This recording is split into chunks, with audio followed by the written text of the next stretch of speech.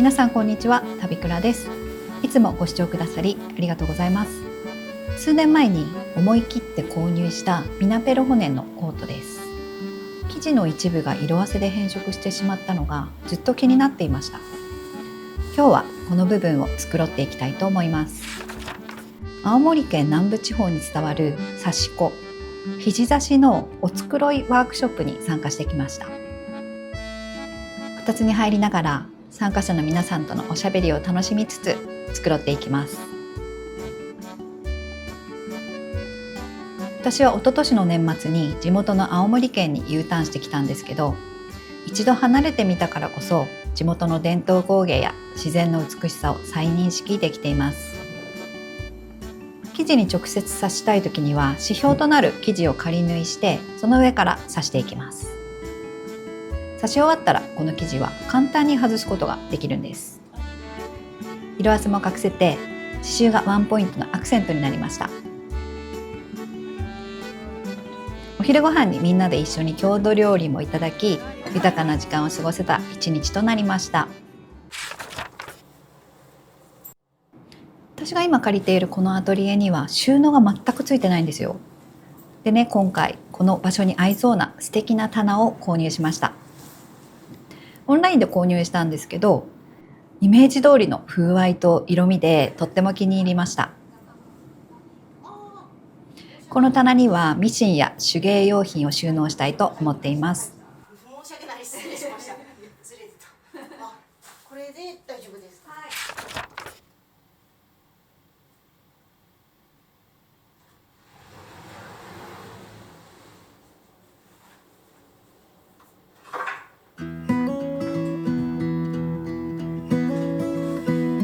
There's a little wooden swing down by the pier.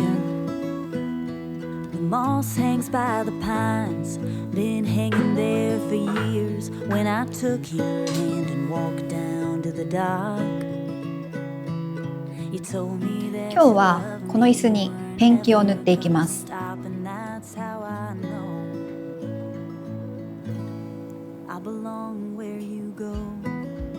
あと少しでこのチャンネルを始めてから4年が経とうとしています。チャンネルを始めた4年前に今の私の状況は全く予想もしていませんでした。自分の好きなことを仕事にして時間にも場所にもとらわれない働き方がしたい、そう思って試行錯誤していたあの頃を思い出します。アラフィフになって新しいチャレンジをしている私をすごいと言ってくれる人もいます。実際にはなかなか一歩を踏み出す勇気がなくてこの年齢になったっていうだけの話なんですけどね。でも仕事を辞めて新しいことを始めることは決してゴールではなくスタートだったんです。私は今もなかなか前に進めない自分自身にがっかりしたりもがいたりしています。やりたいことに一歩踏み出せないとき、巧妙にやらない言い訳を作る天才だと思ってます。そして他の誰かと自分を比べては落ち込んだりもします。それでも私には思い描いている未来のビジョンがあります。そこに一歩でも近づけるように日々の行動を積み上げていきたいです。4年前にチャンネルをスタートした時は顔も声も全く出していませんでした。前職が自衛官だったということも一切触れてなかったし、言うつもりもありませんでした。私が少しずつでも自己開示していけるようになったのは一つのきっかけがあります。それは八木仁平さんの自己理解チャンネルのやりたいこと相談会に出演したことです。概要欄にリンクを貼っておきますね。相談会で前に進む怖さを克服できず悩んでいる自分を出した後、ある変化が起きました。実は相談会の動画が公開される少し前に福岡でランチ会を開催していたんです。動画公開後にやっぱりランチ会に参加すればよかったですというメッセージが立て続けに私のもとに届きました。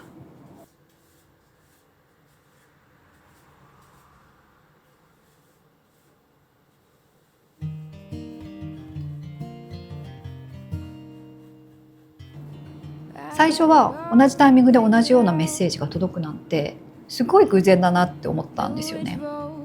でも起こる出来事には必ず原因があります。それでなんでだろうって考えた時に一つの答えにたどり着きました。あ、そっか、私がやりたいこと相談会で自己開示したからかっていうふうに。私が発信する Vlog ではなるべく作り込まない日常を切り取ることを心がけています。私は料理もあまりしないし、オーブンも持ってないし、おやつだってコンビニスイーツをいただいています。無理をしても続かないからありのままを切り取ろうと思って撮影してきました。それでもやっぱり SNS は切り取った日常でしかないんです。それは限りなく真実ではあるけれど全てではないということです。もしかしたら私は好きなことに邁進しているように見えているかもしれません。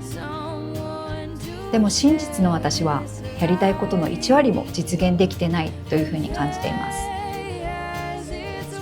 克服しなければならないメンタルブロックが常に目の前に立ちはだかっています。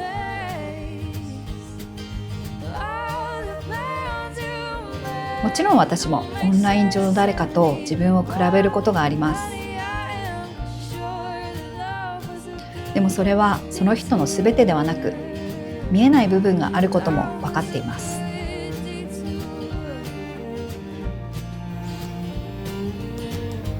ここにね、謎のプラスチックカバーがあるので、これもペイントしていこうと思います。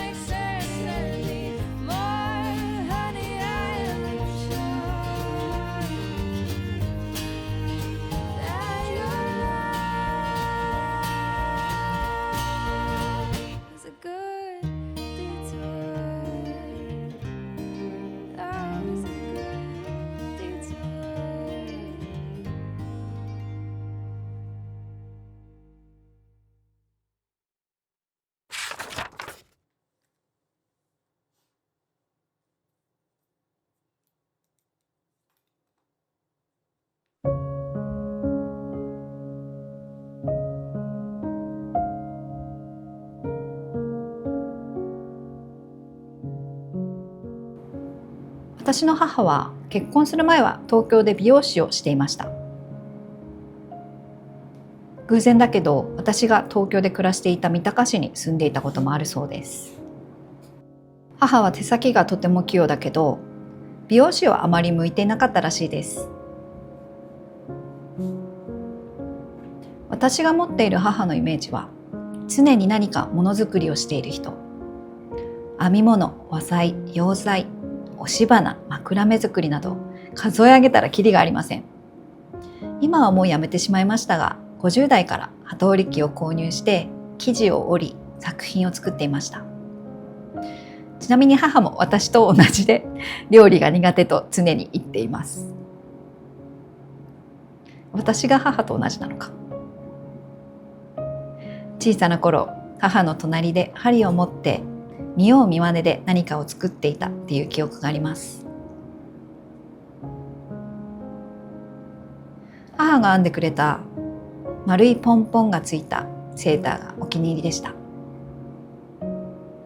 子供の頃は私も大人になれば編み物ができるようになるって勘違いしていたんです。そしてあれから大人になった私は編み物は全くできません。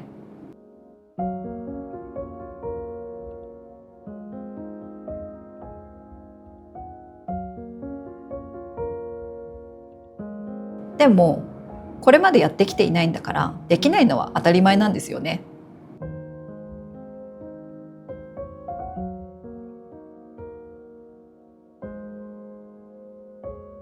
一編み一編み、一針一針進めることでしか作品は仕上がりません。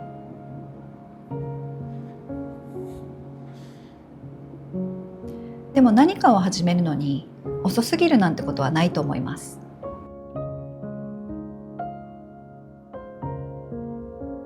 確かに目は見づらくなってきたし、針に糸を通すのも一苦労です。でも初めはうまくできないのは当たり前。私もこれからは母のようにものを作る人として生きていきたい。悩んでもがいて、それでも諦めず思い描く未来に向かって歩んでいきたいです。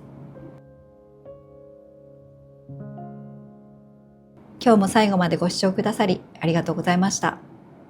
旅倉でした。